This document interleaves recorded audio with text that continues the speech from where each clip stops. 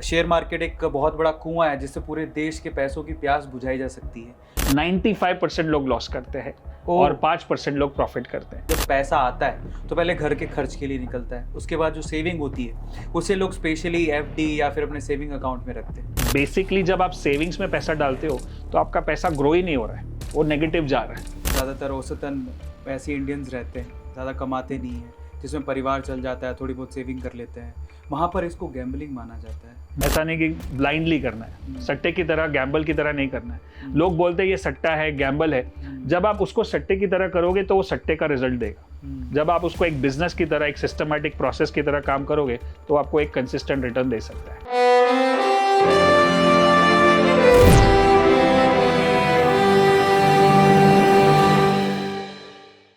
आज से कुछ साल पहले इंडिया में अगर किसी पेरेंट को पूछा जाता कि वो अपने बेटे को क्या बनाएगा, डॉक्टर या इंजीनियर, तो वो खुशी से कहता हाँ ये तो बना ही सकते हैं, लेकिन ट्रेडर बिल्कुल नहीं। लेकिन अब तस्वीर बदल रही है। पहले मिथ भी था उसको लेके, क्यों?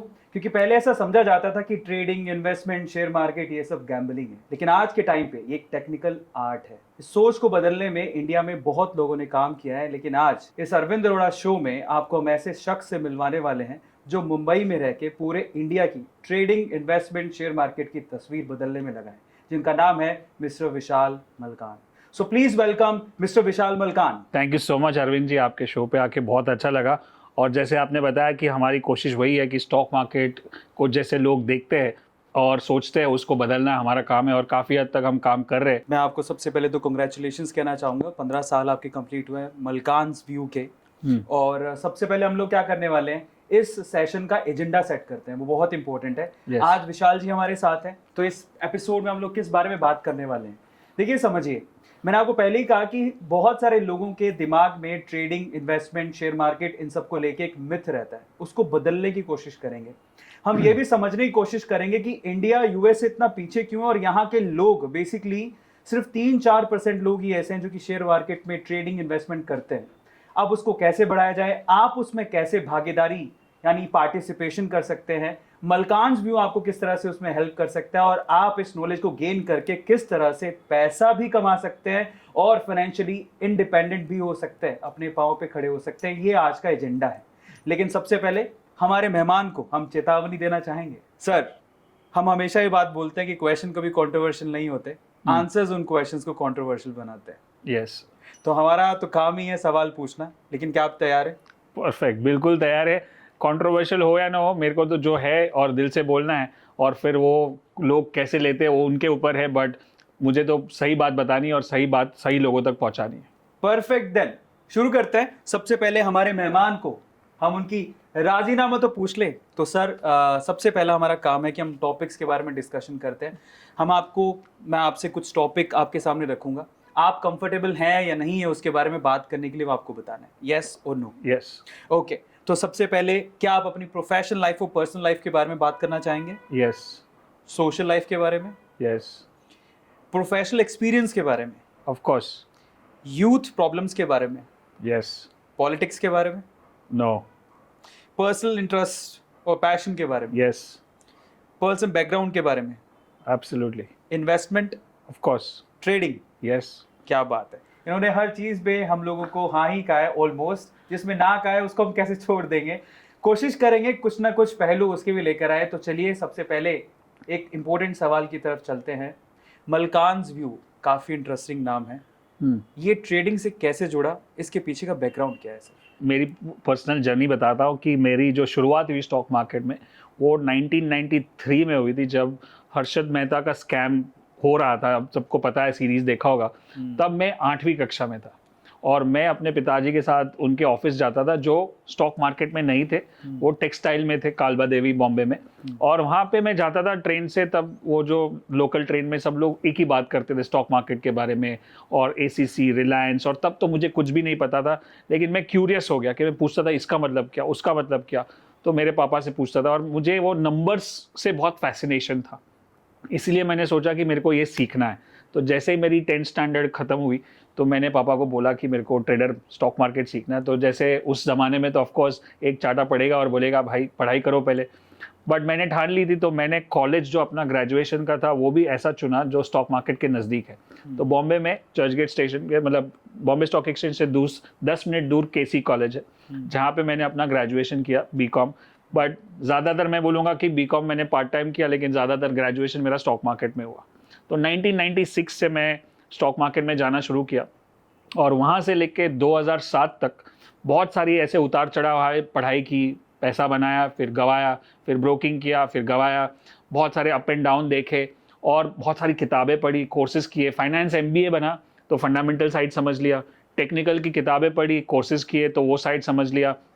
450 के करीब मैंने किताबें पढ़ी स्टॉक मार्केट पे, माइंडसेट पे, इन्वेस्टिंग पे। और 2007 जब मैंने, जो मार्केट का क्रैश हुआ 8 का, उस 7 के दिसंबर में मैंने एक बड़ा रिपोर्ट बनाया था कि ये जो भी मैंने पढ़ाई की है इतने सालों में, उसमें से ये समझ के आ रहा है कि ये मार्केट गिरेगा और 1 साल तक खड़ा नहीं होगा। तब मुझे भी हैरानी थी कि ऐसा होगा कि नहीं, और डर लगता था किसी को बताने में भी, क्योंकि मार्केट बहुत बुलिश था। बट वो रिपोर्ट मैंने पब्लिश कर दी, और फिर 1 महीने के बाद जनवरी 2008 में मार्केट क्रैश हुआ, और वो रिपोर्ट वायरल होके उसके बाद मुझे लगा कि इतने सालों की जो मेहनत है वो पहली बार रंग लाई है, कि पहली बार इतना बड़ा मार्केट क्रैश हुआ और मैंने लॉस नहीं किया। क्योंकि हर बार मैं कमाता था ऊपर में, और नीचे जाता तो गवाता था, और समझ में नहीं आता था कैसे इसको तोड़े। अब ये बार पहली बार ऐसा हुआ कि लॉस नहीं हुआ, तो मुझे लगा कि अब कुछ तो समझ में आ रहा है, सीखा है मैंने इतने सारी किताबों में और टेक्निकल से, फंडामेंटल से। तब जाके हमने शुरुआत की हमारे इंस्टीट्यूट की, मल्कांजू की, कि जो मैंने 15 साल में सीखा या 12 साल में सीखा, उसको मैं, सबके पास उतना टाइम नहीं होता, सबके पास उतना पेशेंस भी नहीं होगा। तो हमने सोचा कि वो जितना नॉलेज दे सके उतना शुरुआत करते हैं, और तब से मल्कांजू की शुरुआत हुई। ये सुन के तो मेरे खुद के इतने सारे सवाल हैं जिसके जवाब मैं सोच रहा हूँ आज ले ही लूँ, और मुझे ऐसा लगता है क्योंकि मैं आम इंसान हूँ, आपको पता है, तो मेरे जैसे सवाल जो मैं पूछने वाला हूँ वो आपके दिमाग में भी होंगे। तो चलिए शुरू करते हैं। सर, आपकी जो जर्नी बड़ी इंटरेस्टिंग है, पर मेरा पहला सवाल ये है कि 1992 जब स्कैम हुआ, तब आपके दिमाग में ये आया कि ये बड़ा फैसिनेटिंग है, पर आपको डर नहीं लगा कि इतना बड़ा स्कैम हुआ है? तब मुझे स्टॉक मार्केट, मतलब वो स्कैम हुआ, लॉसेज हुए, तो एज अ स्कूल स्टूडेंट तो मुझे उतना नहीं समझ में आता कि ये लॉस हो रहा है। मालूम है कि ऊपर गया और नीचे हो गया और वो सब, बट वो जो नंबर्स था जो मैं रोज ट्रैक करता था, मेरे पापा के पास भी कुछ शेयर्स थे, तो रोज शाम को एक कॉपी आती थी, भाव कॉपी बोलते थे उसको, जिसमें सारे भाव छपते थे।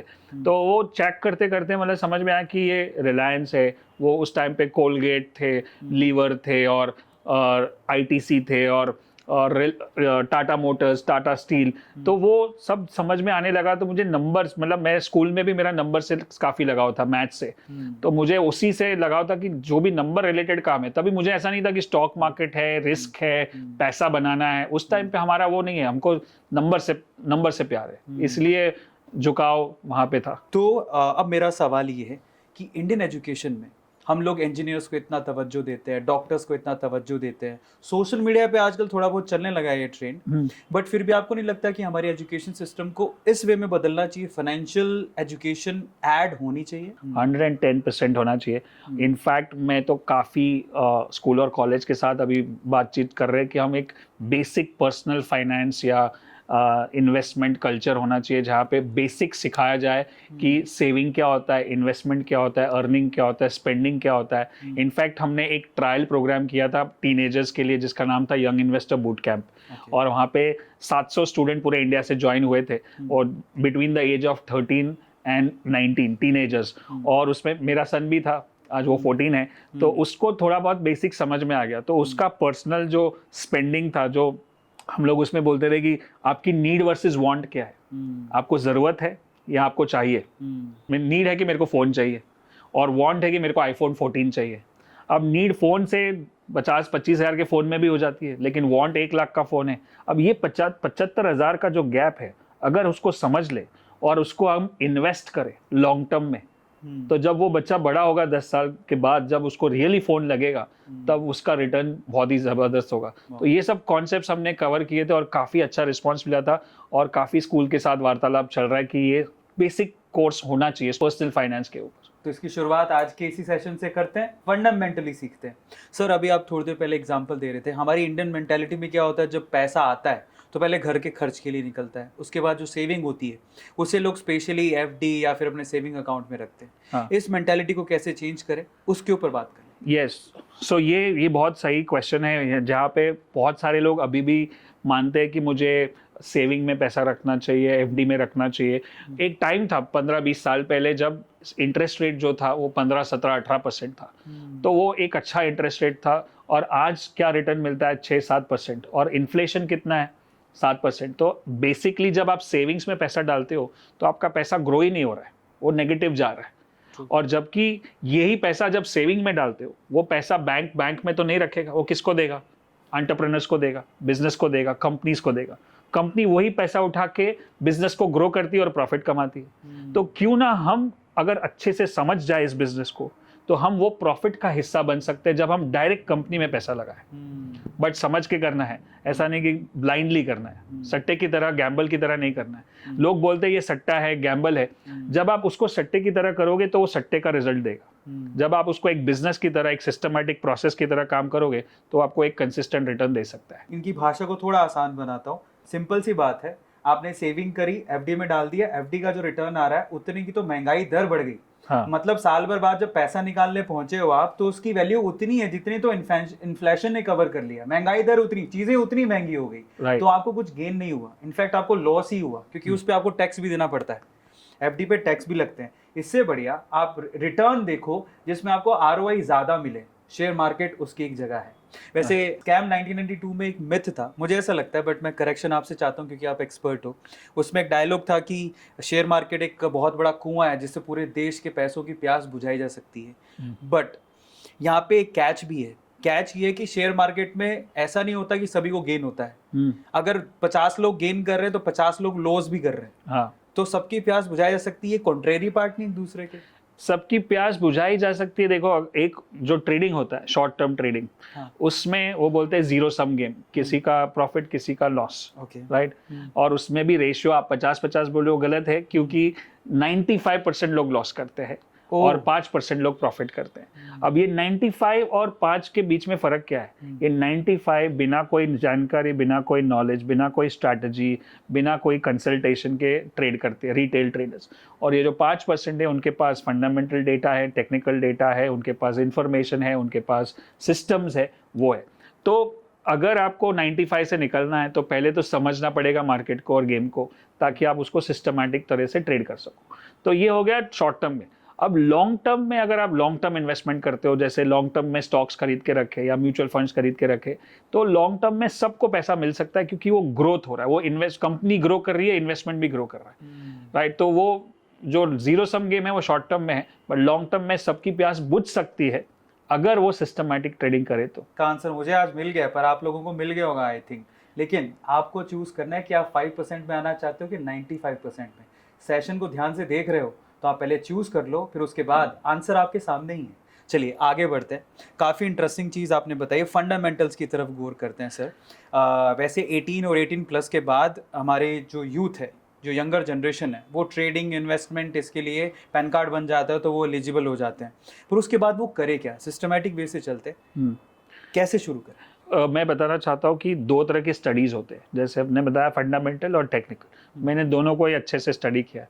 मैंने फाइनेंस MBA भी किया है नरसिम्हा मोंजी कॉलेज से, जो इंडिया की टॉप कॉलेज है। तो फंडामेंटल समझ में आता है, और यहाँ पे टेक्निकल्स पे तो दुनिया भर के किताबें, कोर्सेज कर रहे हैं और हम लोग वही सिखाते हैं। अब दोनों में फ़र्क क्या है? दोनों ही प्रॉफिटेबल है अगर सही तरह से किया तो।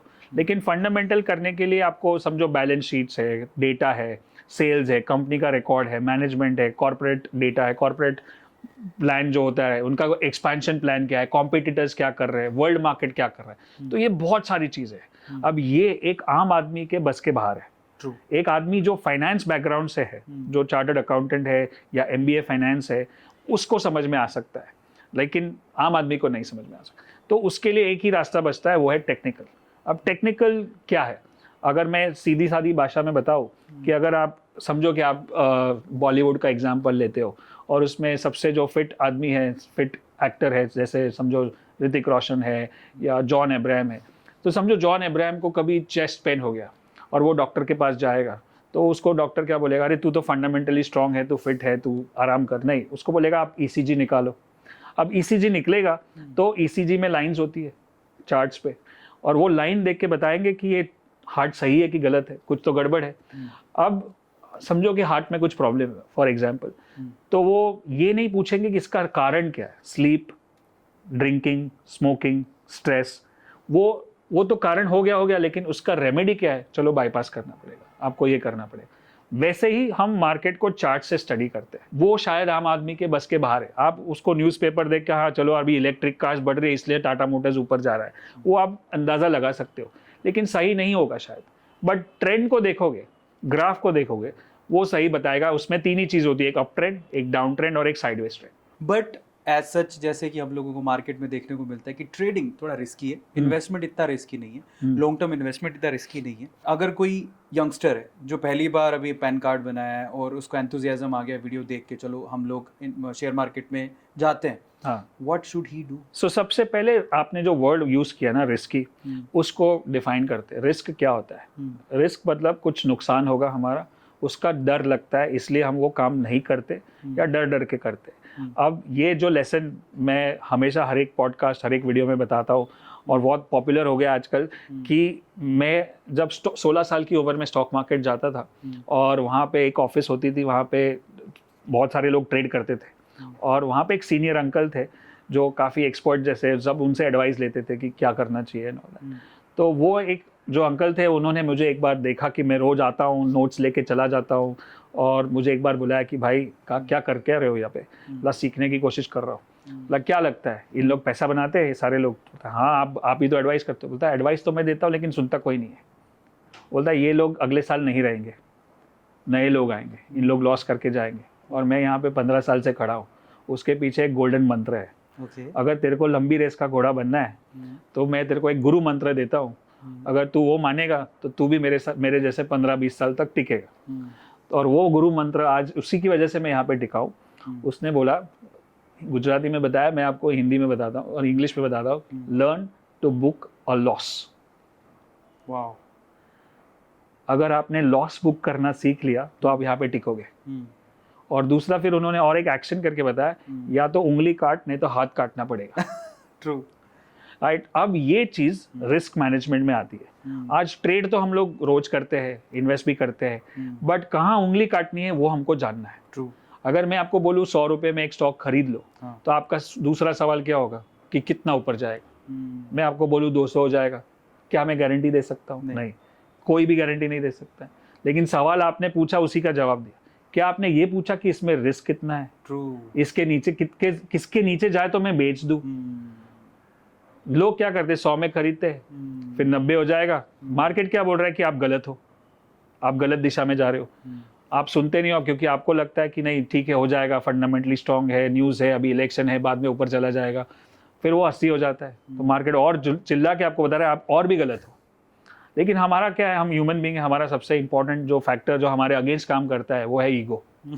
क्योंकि जब 100 में खरीद के अगर 80 में बेचोगे, आपको ईगो हर्ट होगा कि मैंने हार मान ली। और बचपन से क्या सिखाया है? हार नहीं मानना। वो हार मानना दूसरे एरिया में ठीक है, बट यहाँ स्टॉक मार्केट में वैसा नहीं कर सकते। स्टॉक मार्केट में आपको हार मानना पड़ेगा, उंगली काटनी पड़ेगी। बस ये समझ में आ गया रिस्क, तो फिर आप मार्केट में टिकोगे, और टिकोगे तो रन तो बनेंगे। जैसे क्रिकेट की लैंग्वेज में अपनी विकेट होनी चाहिए तो रन बनेंगे। अपनी विकेट अपनी कैपिटल है, कैपिटल को बचा के रखो। एवरेज फैमिलीज जो हैं इंडिया की, ज़्यादातर औसतन वैसे इंडियंस रहते हैं, ज़्यादा कमाते नहीं हैं, जिसमें परिवार चल जाता है, थोड़ी बहुत सेविंग कर लेते हैं, वहाँ पर इसको गैम्बलिंग माना जाता है। आप इसको कितना सही ठहराते हैं आज के पॉइंट ऑफ व्यू में? मेरे हिसाब से जो भी चीज़ नॉलेज के बिना की जाए वो गैम्बलिंग है। अगर आप नॉलेज के बिना पॉडकास्ट भी करोगे या यूट्यूब चैनल भी चलाओगे तो वो भी गैम्बल है। तो नॉलेज के साथ करोगे तो सही है, तो वो सिस्टमैटिक और एक्सपीरियंस और नॉलेज और प्रोफेशन बन सकता है, बिजनेस बन सकता है। नॉलेज के बिना नहीं करना चाहिए। और जो आप बताते हो कि जब कम इनकम होती है, मिडिल क्लास होते हैं, मैं भी लोअर मिडिल क्लास से आया हूँ, और वहाँ से जो भी मैंने ग्रोथ देखी है उसमें एक ही चीज़ है कि आप छोटा छोटा करो ना। यहाँ पे एक बेनिफिट क्या है ट्रेडर बनने का, कि आपको खाली एक शेयर भी खरीद सकते हो। हाँ, आप अभी समझो कि मुझे टाटा मोटर्स का ट्रेड करना है, तो 600 रुपये का एक शेयर है, एक शेयर खरीदो। राइट। पेपर ट्रेड भी कर सकते हो, फिर एक शेयर से कर सकते हो, फिर धीरे धीरे। अब प्रॉब्लम क्या होता है कि आदमी को नॉलेज नहीं है, आदमी को एक्सपीरियंस नहीं है, और वो लाख रुपया लगा देता है। 10 लाख जो भी सेविंग्स है सारा लगा देता है और फिर लॉस हो जाता है और लॉस काटता भी नहीं है। तो प्रॉब्लम इसमें मार्केट का नहीं है, हमारी समझ का है। राइट, कोई भी बिजनेस करते हो तो आप उसको समझोगे कि इसका प्लस एंड माइनस क्या है, तो वैसे स्टॉक मार्केट को समझो। कल तो इतने सारे यूट्यूब चैनल है, हमारी भी चैनल है जहाँ पे 1200 से ज़्यादा वीडियोस है, हर हफ्ते 2 वीडियोस में लगाता हूँ और पूरा का पूरा नॉलेज फ्री कर रहा हूँ मैं। और हम लोग ये 15 साल सेलिब्रेट कर रहे हैं, उसके पीछे हमने पूरा एक नया प्रोजेक्ट लॉन्च किया कॉल्ड 10x वेल्थ प्रोजेक्ट, जो हर आदमी, हर इंसान कहीं से भी इंडिया में, कहीं से भी वर्ल्ड में एक्सेस करेगा। उसमें कोर्सेज भी है, इम्प्लीमेंटेशन भी है, सपोर्ट भी है, माइंडसेट की भी ट्रेनिंग है, सारी चीज़ फ्री कर रहा हूँ कि हर एक आदमी देख सके और सीख सके, और एकदम सिंपल लैंग्वेज में जैसे अभी मैं बात कर रहा हूँ। तो सीख के करेगा तो सही होगा, नहीं होगा तो फिर वो सट्टा ही होगा। पर मैंने सुना आपने इस पे एक बुक भी लिखी है, उसके बारे में थोड़ा बताइए। Yes. कि कई लोग ऐसे होते हैं जो कोर्सेज में आना पसंद करते हैं, लेकिन कई लोगों को पढ़ना बड़ा अच्छा लगता है। परफेक्ट। तो बुक हमारी नाम है #कैशटैग, और मैंने और मेरी वाइफ ने मिलके लिखी है ये बुक, और उसमें 4 पोर्शन है। तो पहले टूल्स मतलब जो हमारी टेक्निक्स होती है, या जो टेक्निकल एनालिसिस में आपने वर्ड सुने होंगे, candlestick pattern, trend line, moving averages, तो टूल्स को कवर किया है। दूसरा है ट्रेडिंग सिस्टम मतलब क्या, एक प्रोसेस हो गया कि ये होगा तो बाय करेंगे, ये होगा तो सेल करेंगे, ये होगा तो लॉस बुक करेंगे, ये होगा तो प्रॉफिट बुक करेंगे। तो वो सिस्टम समझाई गई है, उसमें 2 सिस्टम है। तीसरा है रिस्क मैनेजमेंट, जो अभी मैंने समझाया आपको कि रिस्क को कैसे कंट्रोल करना है, उंगली को कैसे काटना है, कितना खरीदना है। एक होता है क्या खरीदना है, एक होता है कहाँ खरीदना है, एक होता है कितना खरीदना है। ये 3 हो गए। और चौथा है सबसे इंपॉर्टेंट, जो लोग अंडर एस्टिमेट करते हैं ज़्यादातर, वो है माइंडसेट। ये पूरा खेल इमोशंस का है, कंट्रोल नहीं कर पाते हम। थोड़ा सा प्रॉफिट देखते बुक कर लेते, लॉस करते तो रुक जाते। तो इसमें 3 जो बड़े इमोशंस है हमारे ह्यूमन बींग्स के, और सब जगह पे काम आते हैं, वो है होप, ग्रीड एंड फियर। इसी पे पूरा मार्केट चलता है। बहुत सिंपल है, रूल बेस और प्रोसेस को समझ के काम करोगे तो आपके इमोशंस आड़े नहीं आएंगे और आपको नुकसान तो कम से कम नहीं होगा, फ़ायदा एक दिन तो बना ही लोगे। बट यहाँ पर जैसे आपने सोशल मीडिया की बात करी और आपने कहा कि आजकल यूट्यूब पे इतने सारे लोग, आजकल डॉक्टर्स भी बने हुए हैं, तो शेयर ट्रेडर्स भी बने हुए हैं, एनालिस्ट भी बने हुए हैं। जितने फ़ायदे होते हैं नुकसान भी हैं, क्योंकि बहुत सारी गलत नॉलेज भी स्प्रेड आउट होती है। क्योंकि फ्री प्लेटफॉर्म है और सबको कोई रोकता नहीं है, कोई रेगुलेशन नहीं है। तो कोई कुछ भी सिखा रहा है, कोई एक आध किताब पढ़ के सिखा रहा है, कोई एक आध वीडियो देख के उसी को कॉपी कर रहा है। मैं देखता हूँ काफ़ी सारे हमारे स्टूडेंट्स भी है जो उसको ही वापस रेप्लिकेट कर रहे हैं।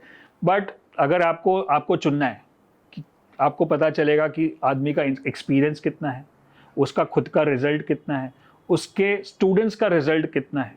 और आदमी से एक तो है ना, सबसे पहले जब कोई भी कोर्स या कोई भी प्रोग्राम या कुछ भी जुड़ते हो तो पहले आदमी से जुड़ते हो।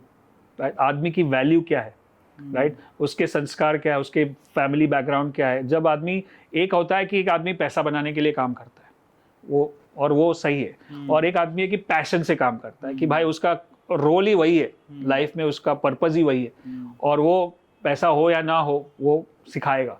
तो ये मेरे भी जितने भी गुरु हैं, मैं बहुत सारी कोचिंग लेता हूँ, मैं बहुत सारे, मेरे ऊपर भी आशीर्वाद है लोगों का। तो मेरे को अगर सही गुरु को या सही कोच को चूज करना है तो मैं यही सब सारी चीज़ देखूंगा कि पहले मुझे इंसान से कनेक्ट होना है। इंसान सही होगा तो मैं उससे सीखने को तैयार हूँ। जैसे कि आपने कहा कि कोई पैसा कमाने के लिए बैठा है और कोई पैशन के लिए बैठा है, आप किसके लिए हो?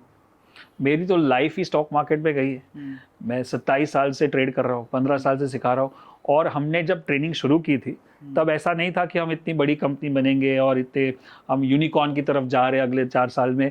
बट तब तो ऐसा था कि सैटरडे संडे को बोर हो रहे हैं क्योंकि मार्केट बंद होता है, और मेरे को तो मार्केट के सिवा कुछ समझता नहीं है। हमने बोला सैटरडे संडे को भी मार्केट चालू करते हैं, वो सिखाना शुरू कर दिया। उस दिमाग से शुरू किया कि पूरा दिन मार्केट में रहे, मंडे टू फ्राइडे ट्रेड कर रहे, सैटरडे संडे को सिखा रहे। 2009 या 10 के बीच में जब एक स्टूडेंट आया वापस सीखने के बाद, और उसने मुझे बोला कि सर आपने मेरी ज़िंदगी बदल दी।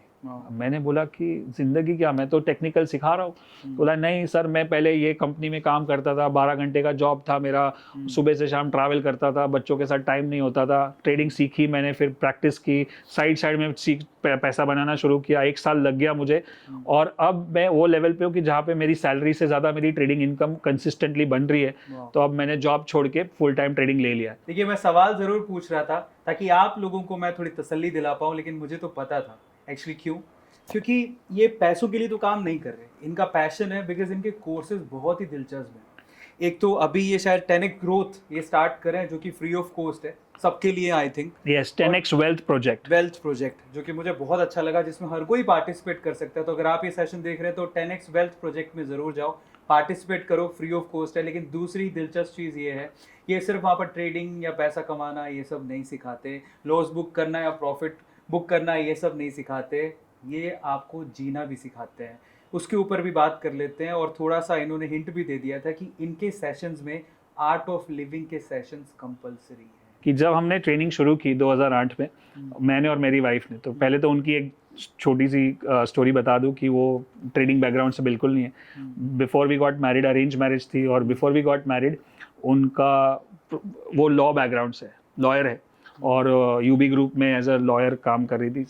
तो उन्होंने शादी के लिए थोड़ा सा ब्रेक ले लिया, और बाद में लगा कि फिर से जॉब में जाएंगे। लेकिन जब ब्रेक चल रहा था तब मैंने उनको थोड़ा बहुत सिखाना शुरू कर दिया स्टॉक मार्केट, तो उनको इंटरेस्ट आया, फिर और सीखा, फिर कोर्सेज किए, बुक्स पढ़े, तो फिर उन्होंने मेरे को ज्वाइन कर लिया और ट्रेडिंग शुरू कर दिया।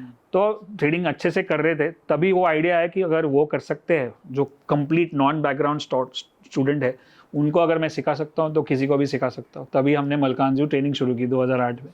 और उसके बाद जब स्टूडेंट्स आते थे ना, तो हम सबको एक ही चीज़ सिखाते हैं, जो सेशन है, स्ट्रैटेजी है। तो कुछ के अच्छे रिजल्ट आते, कुछ के नहीं आते। तो वो बार बार हम लोग सोचे कि ऐसा क्यों होता है। और फिर हम लोग धीरे धीरे करके ये सब mindset training, robin Sharma training, Tony Robbins training, ये सारी चीज़ें समझ में आए कि टोनी रॉबिन्स जैसे बोलते हैं कि 80% साइकोलॉजी, 20% स्ट्रैटेजी। तो माइंडसेट जो आपका है वो 80% है, स्ट्रैटेजी 20% ही है।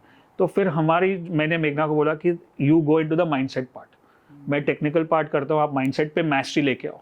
तो वो सारे कोर्सेज करने लगी, और फिर धीरे धीरे हमने माइंडसेट का जो कोर्स है हमारे प्रोग्राम में ऐड करने लगे कि भाई जैसे कॉन्फिडेंस हो गया, फियर हो गया, होप ग्रीड फियर पे काम करना है, अबंडेंस पे काम करना है, मैनिफेस्टेशन पे काम करना है, सबकॉन्शियस माइंड पे काम करना है। ये सारी बुक्स और कोर्सेज करना शुरू किया। फिर हमने लगा कि अगर कुछ भी सबकॉन्शियस माइंड पे कुछ चेंज करना है हमको, तो वो मेडिटेशन और विजुअलाइजेशन से होता है।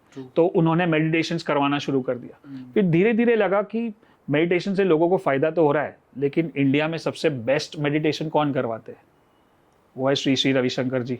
उनका जो हैप्पीनेस कोर्स है, उनकी सुदर्शन क्रिया है, और वो तो पहले से आर्ट ऑफ लिविंग के स्टूडेंट थे मेघना जी, और मुझे भी उन्होंने करवाए। फिर मुझे भी लगा, फिर हमने उनसे बात की, उनसे बहुत डिस्कशन किया, और उन्होंने बोला कि हमको आपके प्रोग्राम हमारे कोर्स में करना है, और उन्होंने तुरंत हाँ बोल दिया।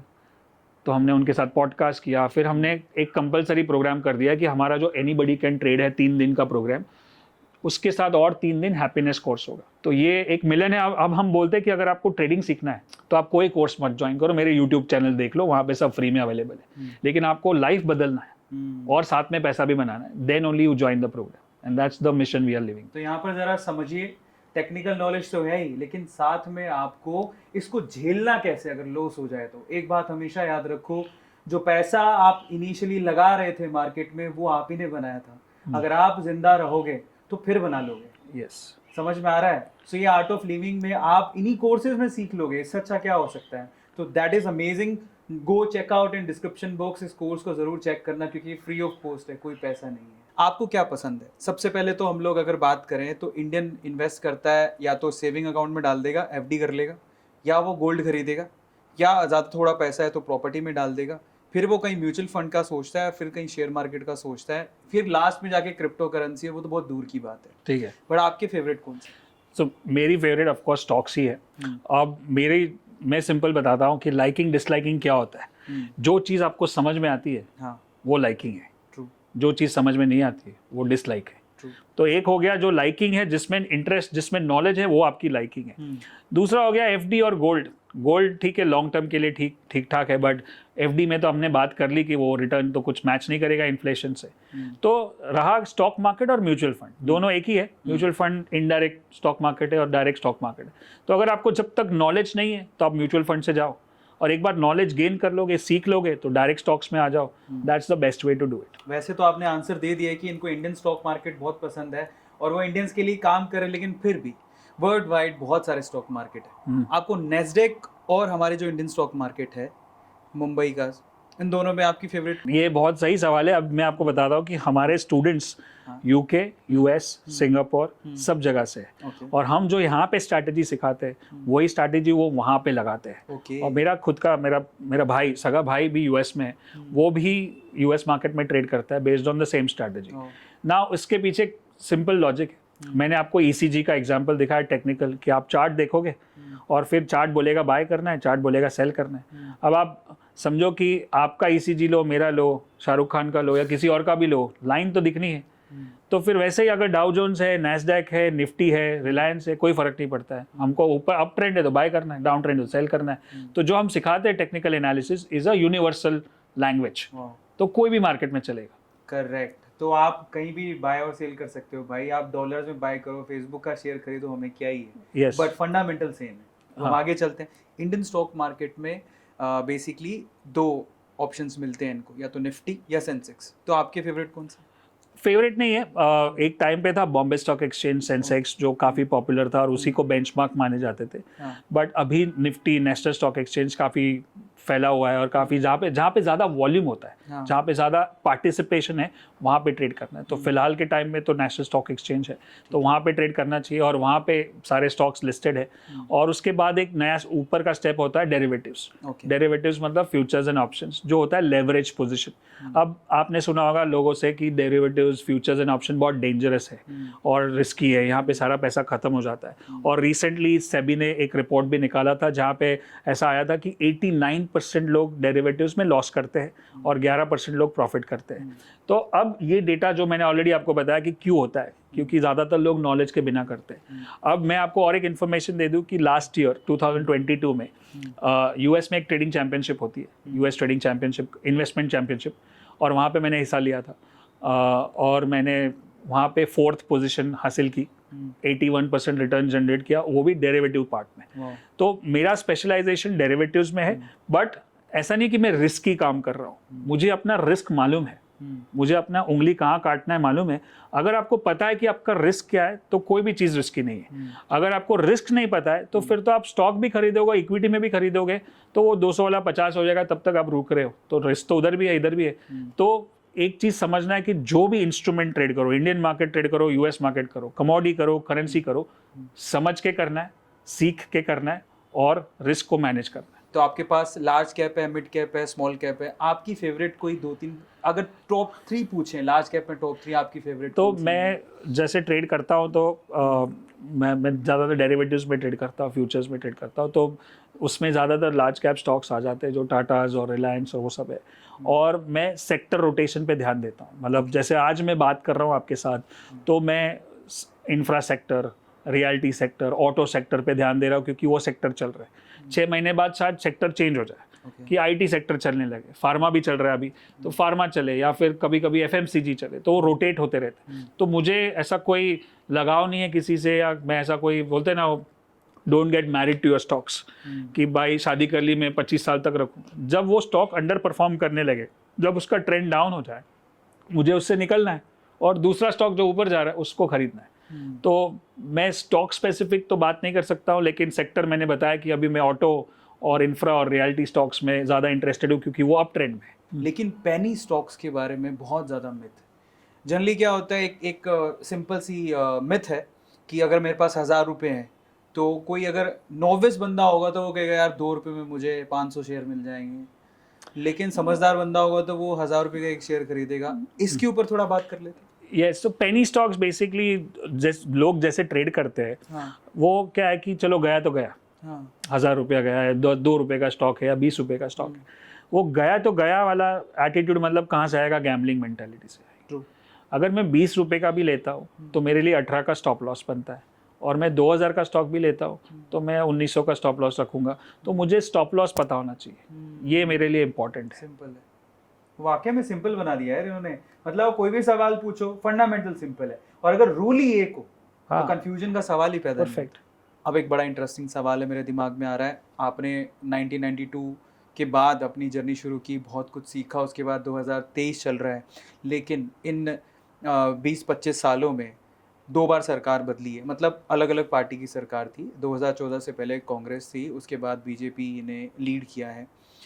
कितना फर्क दिखता है आपको वो 10 साल और अब 10 साल कंपैरिजन करें? अब सरकार कभी ना कभी तो बदलेगी, लेकिन मार्केट अपना एक साइकिल होता है, एक अप ट्रेंड का साइकिल होता है, एक डाउन ट्रेंड का साइकिल होता है, और ये साइकिल सरकार बदले ना बदले वो साइकिल कंटिन्यू होगा। तो कोई भी चीज़ ऐसा बोलते हैं ना, it's not going to the moon, मतलब वो हमेशा ऊपर नहीं जाएगी, टर्न तो मारेगी, नीचे आएगी।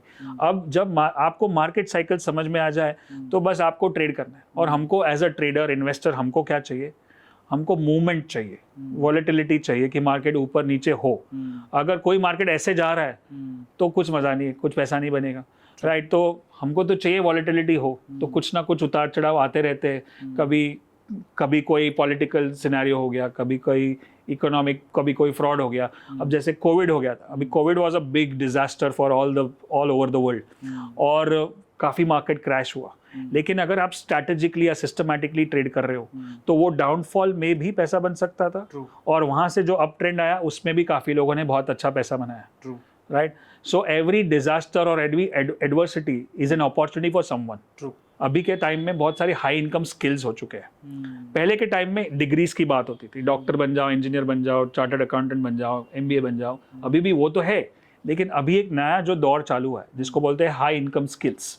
और ये हाई इनकम स्किल्स कोई भी कॉलेज प्रोफेसर या डिग्री, मतलब वो यूनिवर्सिटी में जाने की जरूरत नहीं है। जैसे ये पॉडकास्टिंग है, ये भी एक हाई इनकम स्किल है।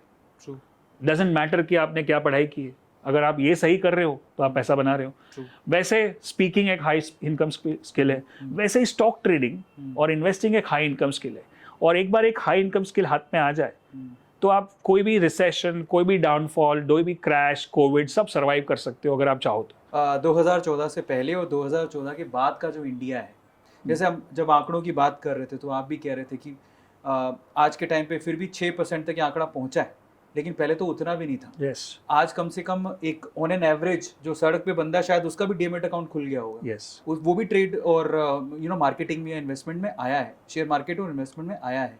तो कहीं फर्क समझ में आता है? यस, 100%। लास्ट 10 साल में आप देखोगे, और स्पेशली लास्ट 5 साल में, कि एक तो इंटरनेट की रीच जो है गांव-गांव तक पहुंच गई है। सबके पास स्मार्टफोन है, एक्सेसिबल है। आजकल सारा चीज़ ऐप ड्रिवन हो गया है, ट्रेडिंग, ब्रोकिंग, ये सारी चीज़ें, चार्ट्स जो हम सिखाते हैं, तो वो बहुत बड़ा बदलाव है। और उसकी वजह से ज़्यादा लोग जुड़ रहे हैं क्योंकि उनके पास अभी डेटा है, एक्सेस है, इंफॉर्मेशन है, नॉलेज है, और वो ट्रेड कर सकते हैं। तो ये बहुत बड़ा बदलाव है। क्योंकि डायरेक्ट और इनडायरेक्ट वे से सर भी वही काम कर रहे हैं जो हमारे प्रधानमंत्री जी कहते हैं। हमारे प्रधानमंत्री जी कहते हैं कि फ्री की रेवड़ियों में कुछ नहीं रखा।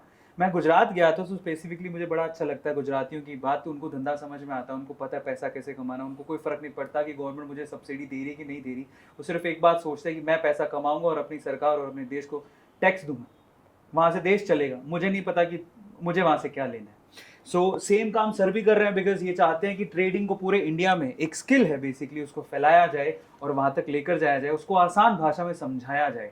ये बहुत इंपॉर्टेंट है जो कि सर भी कर रहे हैं। तो बहुत कमाल का काम कर रहे हैं। मैं फिर से कह रहा हूँ कि इनका एक बहुत ही अमेजिंग कोर्स आने वाला है। Yes, the 10x wealth project. Exactly. और ये खाली एक कोर्स नहीं है, इसमें बहुत सारे कोर्सेज और एक चैलेंज, सपोर्ट, सब कुछ है जो आपको एक ट्रेडिंग और इन्वेस्टिंग की राह पे सही दिशा में लेके जा सकता है। So it's completely free. As we are celebrating 15 साल मलकान जी के, तो ये हमारी तरफ से गिफ्ट दे रहे हैं हम, और सभी जुड़ सकते हैं इसमें। लिंक डिस्क्रिप्शन बॉक्स में गिवन है, फटाफट से जाके चेक करो। अब हम आखिरी हमारे कुछ सवालों की तरफ चलते हैं और उसके बाद इंटरेस्टिंग सेगमेंट की तरफ जाएंगे। हमारे प्रधानमंत्री जी थोड़े दिन पहले संसद में एक इंटरेस्टिंग स्टेटमेंट उन्होंने बोला था कि जब विपक्ष किसी कंपनी की बुराई करने लगे या किसी PSU की बुराई करने लगे तो समझ जाओ वो शेर उछाल मारने वाला है। क्या ऐसा है? थोड़े हद तक सही है। और मेरा अगेन ऐसा मानना है कि प्रधानमंत्री हो या कोई कंपनी का मैनेजर हो या कंपनी का CEO, कोई आके मुझे बोलेगा कि ये स्टॉक खरीदना है, तो भी मैं अपना चार्ट और अपनी सिस्टम देख के ट्रेड करूंगा कि अगर यहाँ पे बाय है तो बाय करेंगे, नहीं तो नहीं करेंगे। एज अ फाइनेंस एडवाइजर, मतलब आप फाइनेंशियल फील्ड में काम करते हो, इंडियन ग्रोथ से आपकी ग्रोथ जुड़ी हुई है, बिकॉज इंडियन यूथ को आप सिखा रहे हो स्पेसिफिकली। मैं ये भी जानना चाहता हूँ आंकड़ा कितना है? जब आप ऑलमोस्ट, मैंने आपके जब मैं स्टडी कर रहा था मुझे पता लगा 45,000 से ज़्यादा स्टूडेंट अभी तक कैटर किए हैं, ट्रेनिंग दी है। आई थिंक वो पुराना नंबर होगा, कुछ पहले का वीडियो होगा। अभी तो कुछ 2.5 लाख 3 लाख के बीच में है जो स्टूडेंट्स अटेंड कर चुके हैं हमारे प्रोग्राम सारे, जीरो वेबिनार से लेके बड़े प्रोग्राम्स तक। और ऑफ कोर्स हमारे यूट्यूब सब्सक्राइबर्स 7.5 लाख के ऊपर है, प्लस बाकी इंस्टाग्राम और बाकी सारे चैनल्स अलग है। सो आई वुड से इजीली अब मिलियन 10 लाख के ऊपर लोगों को तक हमने टच किया है अभी तक, बट हमारा टारगेट है कि हम इसको और बड़ा करें। और ऑफ कोर्स आपके पॉडकास्ट के माध्यम से भी लोग जुड़ेंगे, तो इस मिशन को कि स्टॉक मार्केट को एक आसान तरीका बनाना है, सिस्टमैटिक बनाना है, सीख के करना है, समझ के करना है और इससे वेल्थ क्रिएट करना है। तो मैं सर ये पूछना चाहता हूँ कि जो 3 लाख बच्चे अभी तक आपने कैटर किए हैं उसमें इंडिया के कितने थे? 98% तक इंडियन ही है और 2% है जो इंडिया के बाहर है, यूएस, सिंगापुर, यूके, वहाँ से।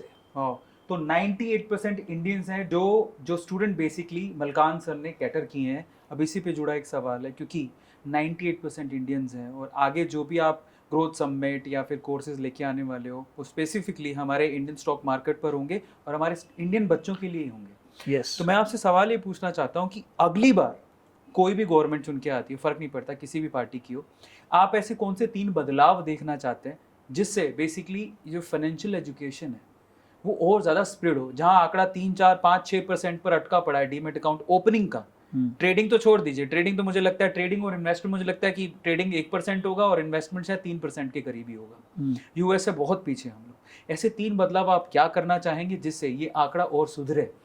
मुझे लगता है कि एक ही बड़ा बदलाव चाहिए, वो है एजुकेशन सिस्टम को बदले। ये जो कोर्सेज और जो सिलेबस है अभी बहुत पुराने हैं, मतलब वो बिल्कुल जैसे मतलब हाई इनकम स्किल्स का ज़माना है, वो स्किल्स को वहाँ पे जुड़ना चाहिए। आदमी communication skill is the number 1 skill right now we need, not only as a podcaster और as a speaker trainer, as a human being, क्योंकि हम कम्युनिकेशन से ही सबसे बात करते हैं, फैमिली मेम्बर से। और ज़्यादातर हमारे जो प्रॉब्लम्स है लाइफ में, या तो मिसकम्युनिकेशन या तो लैक ऑफ कम्युनिकेशन, तो या तो गलत बोल दिया है तो नहीं बोला। तो कम्युनिकेशन स्किल एक हाई इनकम स्किल या एक प्रॉपर स्किल होना चाहिए स्कूल में। और दूसरा है पर्सनल फाइनेंस, जो मैं बात कर रहा हूँ कि पहले से पता होना चाहिए कि पैसा क्या है। आप बायोलॉजी सिखाओ, एल्जेब्रा सिखाओ, वो सब मुझे नहीं लगता है कि कहीं हम ज़्यादा यूज़ भी करते आगे जाके। और उससे ज़्यादा है कि ये इम्पॉर्टेंट है, तो ये एजुकेशन सिस्टम को बदलाव बहुत ज़रूरी है। 2 चीज़ें इन्होंने सजेस्ट करी है, मुझे भी लगता है, मैं भी इस बात से तवज्जो रखता हूँ, ये होनी चाहिए। नंबर 1 कम्युनिकेशन स्किल पे ध्यान दिया जाए और नंबर 2 फाइनेंशियल एजुकेशन को ऐड किया जाए हमारे एजुकेशन सिस्टम में। यस। चलिए, तो फाइनली मेरे बहुत सारे सवाल हैं, विराम कभी लगने नहीं वाला है, अगले सेगमेंट की तरफ चलते हैं, दैट इज पिक क्या कहती है with one and only Malkan sir. Sir, इस सेगमेंट में आपको कुछ पिक्चर्स दिखाएंगे जो आपके सोशल मीडिया से हमने ली हैं, आपको उससे जुड़ी मेमोरी के बारे में बताना है। ठीक है। पहली पिक्चर नंबर 1, ये मैं और मेरी वाइफ ऑफिस पे साथ में काम करते हैं, साथ में सेशंस करते हैं, कभी रील शूट करते हैं, उसका शॉट। तो आपको एक ऐसी क्वालिटी जो आपकी वाइफ की बहुत अच्छी लगती है, वो क्या है? She is very supportive in what I do. और मैं बहुत फास्ट भागता हूँ, बहुत बड़ी बड़ी सोच रखता हूँ, और कभी कभी ये कर लूँ वो कर लूँ, तो वो मुझे फिर से ग्राउंड पे लेके ये वो बोलते ना क्रिटिकल एस्पेक्ट दिखाती है कि ये भी हो सकता है, वो भी हो सकता है। So she helps me in getting that better. अगला जो पिक्चर है वो काफ़ी इंटरेस्टिंग है। ये मेरा फेवरेट है। हमने बहुत बड़ा इवेंट किया था मुंबई में, सहारा स्टार में, जहाँ पे हमारे 400 स्टूडेंट आए थे, 1 ईयर स्टूडेंट्स, पूरे इंडिया से, इनफैक्ट पूरे वर्ल्ड से। और वहाँ पे हमने मैं सिखा रहा था उनको टेक्निकल्स, और ये इवेंट पहला कोविड के बाद पहला बड़ा लाइव इवेंट किया था। तो ये बहुत ही सक्सेसफुल हुआ था। बेसिकली आप यहाँ पे ड्राइंग बना रहे हैं, आई थिंक कप बना है, क्या बना है? हाँ, कप बना रहा है। हमारी एक फेवरेट स्ट्रैटेजी है स्ट्रैटेजी कप स्टॉक मार्केट में, वो है कप स्ट्रैटेजी। जब एक चार्ट पूरी तरह से नीचे जाके फिर से ऊपर आता है तो ऐसा कप जैसा दिखता है, और वो हमारी फेवरेट स्ट्रैटेजी है जहाँ से हम काफ़ी अच्छा रिटर्न जनरेट करते हैं। हाँ, तो दोनों में फ़ायदा है। अगर आपने लॉस बुक कर लिया है तो दिमाग ठंडा करने के लिए चाय पी लो। अगले पिक्चर की तरफ चलते हैं, जो कि अगेन मुझे बड़ी अच्छी लग रही है। ये हमारा फेवरेट प्रोग्राम है, जैसे बताया, एनीबडी कैन ट्रेड। और लास्ट टाइम जब मैं किसी से बात करता हूँ स्टूडेंट से, तो कोई स्टूडेंट मुझसे पूछ रहा था कि मैं 1 साल में करोड़पति बन जाऊंगा। तो मैंने साहब सोचा, उसको बोला कि 1 साल में नहीं बनेगा, 1 साल पहले पढ़ाई कर, पहले सीख। करोड़पति बनने के लिए बहुत टाइम है, पहले स्किल को हासिल कर। सो फाइनली पिक क्या कहती है वो सेगमेंट हो गया है खत्म। अब हम चलते हैं हमारे एक और दिलचस्प राउंड की तरफ, जिसका नाम है rapid fire round with one and only Malkan sir.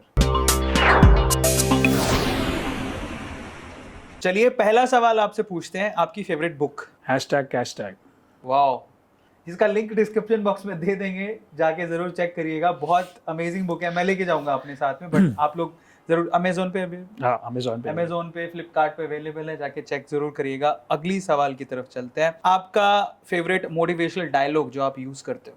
Do whatever it takes. आपका फेवरेट स्टार्टअप। अमेजोन। एक ही वर्ड में आपके लिए सक्सेस का डेफिनेशन क्या है। पैशन। आपकी फेवरेट मूवी। अंदाज अपना अपना। अरे वाह, मुझे लगा गुरु का नाम लेंगे। चलिए, तो आपका favourite in terms of stock, बड़ी बड़ी कंपनीज लिस्टेड है, तो जो स्टॉक ब्लू चिप में लिस्टेड है उनमें आपका फेवरेट एंटरप्रेन्योर बिजनेसमैन कौन है। रतन टाटा। रतन टाटा जी की एक बात जो आपको आपके दिल को छू जाती है। Think big. आपकी फेवरेट स्पिरिचुअल बुक जो आप पढ़ रहे हो या पढ़ना पसंद करोगे। अष्टवक्र गीता। आपका फेवरेट शेयर। वो बदलते रहते हैं। एक ऐसी क्वालिटी जो आपको लगता है कि आप में सबसे बेहतरीन है। Learning. Do you believe in luck जब आप ट्रेडिंग कर रहे हो तो। मेरा डेफिनेशन है लक का, when opportunity meets the prepared. जब मौका आए और आप तैयार हो तो आप लकी हो। निफ्टी 50 और BSE। निफ्टी 50। कैश और UPI। UPI. Long term investment और short term investment. Long term. Penny stocks और big stock. Big stocks. Bull market और बियर मार्केट। बोथ। मोटिवेशन और इंस्पिरेशन। इंस्पिरेशन। अब यस और नो के क्वेश्चंस हैं रैपिड फायर में। First question, do you believe in tips for trading. No. Is the stock market a fraud. No. Do you like meditation. Yes. Rapid fire तो हमारा हो गया है खत्म। फाइनल डेस्टिनेशन, हमारा आखिरी राउंड, जिसमें हम क्या करने वाले हैं, सिंपल आपको हम एक क्यू कार्ड दिखाएंगे। वो क्यू कार्ड में होंगे इमोजीज। इमोजीज को देखकर आपको मूवी को गेस करना है। पहला, guess the movie name. Number 1,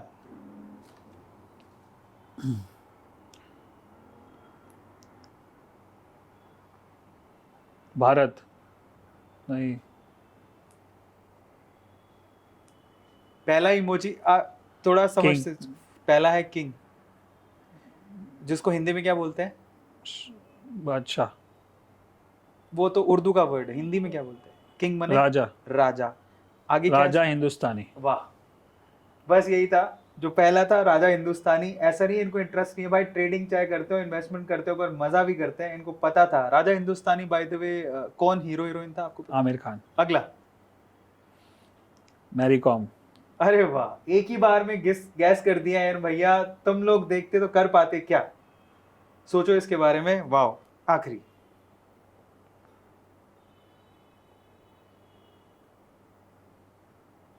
दंगल।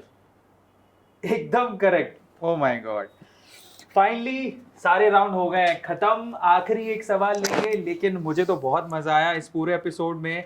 मैंने बहुत सारी चीजें सीखी हैं और इतनी इंटरेस्टिंग पंच लाइन है कि मैं खुद इस पॉडकास्ट को दोबारा देख के उन्हें उनका नोट्स बनाना चाहूँगा। पर मैं आप लोगों से भी कहूँगा कि आपकी असली लर्निंग तभी होती है, ना सिर्फ देखें, उसको नोट करें, बार बार अपने आप को रिमाइंड करें कि एक्चुअली आपको यहाँ से क्या सीखने मिला, उसको इम्प्लीमेंट भी करने की कोशिश करें।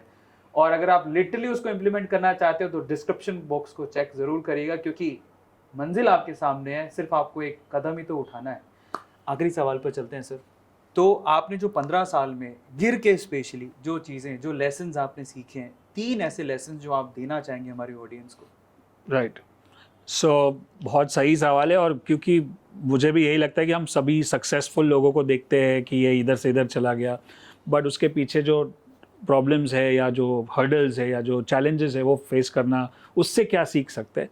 तो वो पहला है कि आप जो हो, आपके आजू बाजू जो लोग हैं वो बहुत इंपॉर्टेंट है। आपका, जिसको हम बोलते हैं circle of genius, circle of association. अगर आप कितना भी उड़ना चाहो, आपके आजू बाजू ऐसे लोग हैं जो आपको नहीं उड़ने देंगे, तो पहले वो सर्कल को बदलो। Right. Environment is stronger than your will. मतलब आप चाहो जितना कर लो, लेकिन आपका एनवायरनमेंट आपको करने नहीं देगा। तो पहले अपने फ्रेंड सर्कल या जो जिससे उठते बैठते वो बदलना पड़ेगा। दूसरा है कि एज आई से, I don't believe in shortcut, but the only shortcut I think is having a coach. मुझे स्टॉक मार्केट में 12-13 साल लग गए, 14 साल लग गए सीखने में, क्योंकि मैं सबसे कुछ सीखता था, लेकिन कोई ऐसा एक कोच नहीं था जो मेरा हाथ पकड़ के बोले कि यही कर। राइट। तो 12 साल लग गए। आज वही काम मैं करने की कोशिश कर रहा हूँ कि 1 साल तक हम किसी का हाथ पकड़ते भाई इधर से इधर तेरे को लेके जाऊँगा। और वैसे ही आज मेरे ऊपर बहुत सारे कोचेज़ हैं, जो सेल्स कोच है, मार्केटिंग कोच है, या जो मैं बोल रहा हूँ कम्युनिकेशन कोच है। मैं आपको बता दूँ सबसे बड़ी बात जो मैंने शायद नहीं बताई, वो है I am an introvert and I am a shy person. मैं खाली पॉडकास्ट पे, मेरे स्टेज पे जितना बात करता हूँ, मैं घर पे उतना बात भी नहीं करता हूँ, फंक्शंस में बात नहीं करता हूँ, मैं चुपचाप रहता हूँ। लेकिन जब मैंने डिसाइड किया कि मेरे को कोच बनना है तो ये निकालना पड़ेगा, तो ऐसे ऐसे कोचेज़ को हायर किया जिन्होंने मेरे अंदर से कम्युनिकेशन स्किल को बाहर निकाला। तो कोचेज़ होना बहुत ज़रूरी है, वो आपका शॉर्टकट है, क्योंकि कोचेज़ वहाँ चल चुके हैं, पहुँच चुके हैं, गलतियाँ कर चुके हैं, तो वो investment in self education is important, right. जैसा एक बहुत अच्छा कोट है, आपके पॉडकास्ट में बहुत सारे कोट्स आए हैं, उसमें और एक है कि formal education makes you a living, self education makes you a Fortune.